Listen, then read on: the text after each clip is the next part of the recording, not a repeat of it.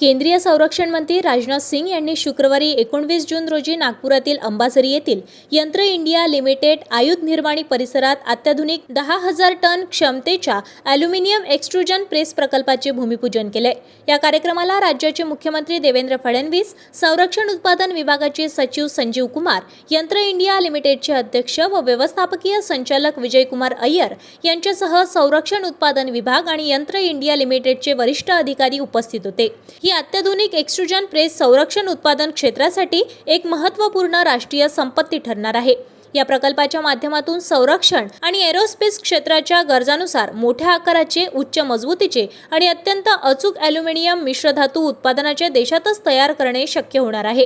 या प्रकल्पामुळे महत्त्वाच्या ॲल्युमिनियम एक्सट्रुडेड घटकांच्या आयातीवरील अवलंबित्व कमी होण्यास मदत मिळेल आणि आत्मनिर्भर भारत अभियानाला अधिक बळकटी मिळणार आहे। तसेच देशाची संरक्षण उत्पादन क्षमता वाढविणे आणि स्वदेशी यंत्रणांवर आधारित उत्पादनाला प्रोत्साहन देणे या दृष्टीने हा प्रकल्प अत्यंत महत्त्वाचा टप्पा मानला जाणार आहे।